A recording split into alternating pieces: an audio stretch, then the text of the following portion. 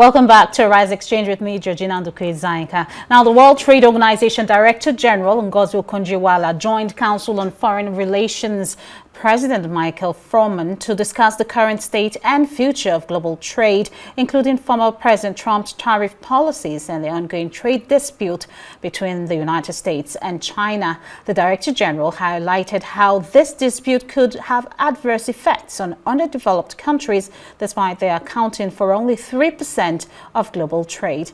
The Director General Okonjo-Iweala also emphasized the WTO's critical role in maintaining the rules-based international trading system and shaping the future of global commerce. Let's take a look. Beyond tariffs, I have a very favorite term I use called BT. What do I mean by that? So everybody is focused on tariffs. But the agreements at the WTO that assure the predictability and stability of trade beyond the issue of tariffs. I'll just mention a couple just to share with you. One is called the Customs Valuation Agreement, and you know it, Michael, which the US actually had been the one that insisted decades ago that it should be negotiated. Before your goods, tariffs are applied on your goods, they have to be valued somehow, right? So the private sector trades, it's not government bureaucrats or people like us who trade. Private sector trades, they land their goods. If you don't know how your goods will be valued before tariffs are applied, what happens? It's chaotic, because you don't even know if you're going to make any profits off of what you're selling, etc. So an agreement to put down a common methodology and approach to valuing goods has assured the private sector of predictability in how they will trade and what they will get. And this agreement resides with the WTO along with the World Customs Organization. If you remove it and it's not there and the WTO is not there, chaos. Another agreement, the intellectual property, the TRIPS, Trade-Related Intellectual Property Agreement, which many criticize and don't like, and we'll come back to that. But protecting intellectual property, no matter how imperfectly, assures the U.S. private sector earns $144 billion a year in payments for patents, protection, and all that, the most of any country in the world. The agreements that assure product safety and product standards, the sanitary and phytosanitary agreement, human health and hygiene, and product safety, and prevents countries from using that as a barrier to trade.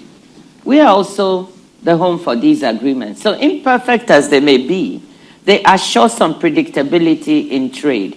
So when you say what you said, which I will not repeat, because it's so not there, I just don't see it. You know, I just don't see it. And I think that the U.S. appreciates these agreements. Everyone does. And, you know, that's that. Second, I think that one of the things that has come out of this crisis, because, yes, we are in a crisis, and in every crisis lies an opportunity, is that other WTO members, they've come for the first time saying how much they value the system, how much they find the predictability and stability provided by the multilateral trading system and the WTO rules valuable, and how they realize that 87% of trade is going on amongst themselves. Yes, the US is very important. It's 13% of world trade if you treat the European Union as one bloc. But 87% is going on, and they've suddenly realized we want to shore this up. We want to protect the rules-based system. And this is a silver lining coming. So that's where we are. I want to get to that issue, perhaps at the end when we think about where this whole thing is going. But first, you're here this week. It's the IMF World Bank meetings. You've been coming for years as a former finance minister. We were just joking in the green room that finance ministers are quickly having to retool themselves as trade ministers and learn all about tariffs. But tell us your perspective on, for a long while, trade was driving global growth. Mm-hmm. growth will be at the top of the agenda, I assume, this week for the IMF and World Bank. It was driving global growth. And then it sort of flattened out as China and Eastern Europe became integrated.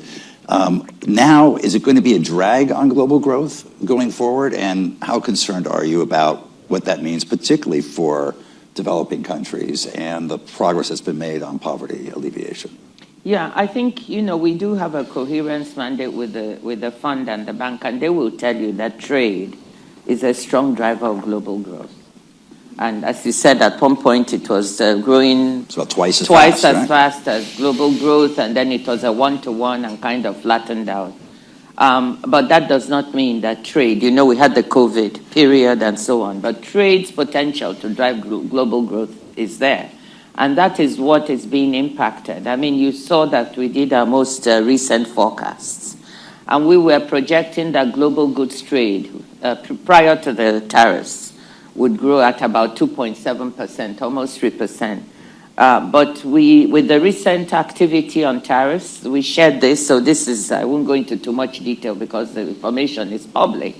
When we look at the present situation, that is the pause on the reciprocal tariffs, but layering in the automobile tariffs, the steel and all the others, and we model it, we see that merchandise trade will contract by about 0.2% as compared to the 2.7% growth we had projected for this year. And does that include retaliation? I'm coming to that, and then, the first scenario includes whatever retaliation there was, but with the pause. So you see the 3 percentage point drop. We're now seeing global merchandise trade contracting. If you layer onto that the reciprocal tariffs, along with uncertainty spilling beyond U.S. trade to the rest of the world, we get a contraction of 1.5%, which is quite sharp. So the situation is, yes, as we said in our release of our forecast, that global goods trade growth is being impacted, and therefore that will spill onto global growth, GDP growth itself. So that is the story that we see. Let's talk about the U.S.-China piece of this in particular. I was thinking about your role and the role of the WTO in this context. Is it, you see like two parents fighting and your job is to protect the children and make sure not too much crockery is broken? Two parents fighting. Two children. Okay, I don't know which analogy to use. No, but the greatest concern we have, and I've said this openly, is the potential decoupling of U.S.-China trade with the level of tariffs that we are seeing between the two. So today was a little bit of a breather and good news that there's light at the end of the tunnel with respect to, not decoupling. But decoupling is a serious concern to us, and the creation of two potential trading blocs, one aligned with the U.S. and one maybe with China, maybe a few in the middle. But two trading blocs is very, very fraught for us because we've modeled that, and we actually sounded the alarm on trade fragmentation earlier on, a year ago, when we looked at our World Trade Report. And we found that if the world breaks into two geopolitical trading blocs, we are going to lose 7% of global GDP in the longer term. This is huge. And there will be double-digit losses for developing countries, welfare losses. So this is even worse. So this is why when I'm asked what was or has been, or is the biggest worry, it is the decoupling of China. China-US trade is 3% of world trade. So when you look at that, it's small. But the potential of these two big trading partners split and then being able to persuade and create these blocks has such negative impact on world trade and therefore on world growth as well. So this is what we're worried about. And hearing the new noises and the new statements today that there's room for China and the US to still negotiate, and also that, potentially decoupling is not in the best interest. And, I also had a session with Ambassador Greer yesterday. So that was also a little bit comforting that, there may be ways for the two to talk to each other and to avoid this situation. That would be very good for the world. But again, to play devil's advocate here, and I'm not going to ask you to necessarily assess the Trump administration's trade policy, but the WTO, the Doha round came to a halt. We haven't had a lot of progress at the WTO in terms of tariff reductions. We now have, I don't know, down the street, 90 negotiations going on between the United States and its trading partners, or some number of countries that are willing to negotiate. At the end of the day, if the Trump administration is successful in getting other countries to reduce their tariffs on a reciprocal basis, isn't that a good thing ultimately for the global trading system? And do you expect these countries then to offer that lower tariff rate on an MFN basis? Yes. So this will lead me to say, you know, we have Article 28 at the WTO, the GATT, that allows members, if they want to renegotiate their tariffs, to be able to do that in some ways and to amend their schedules. This could have been a cooperative way to approach the situation, but I think that it is very clear and stated very clearly by the administration that, you know, this is beyond tariffs. There are non-tariff barriers which we can tarify and assess. But there are other issues that are linked to the negotiations that make it difficult for these to take place at the WTO. So if we are going to go into the issues of VAT, digital taxes, energy purchases, perhaps some military expenditures that might come into it, and there are other issues that are just beyond the ambit of the WTO. So this is why bilaterally these negotiations are taking place, because I don't think it is something. Now, with respect to tariffs during these negotiations, should they agree on lower tariffs with the U.S., yes, that would be good for the system. And all our members understand who are negotiating that they have said they want to support the multilateral trading system and strengthen the rules. So they understand that these should be MFN'd.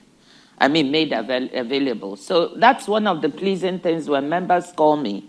And you know, you were asking me before, I said I was exhausted, my staff is exhausted, because we've been working round the clock, you know, trying to model the impact. When they call, members call, we don't call.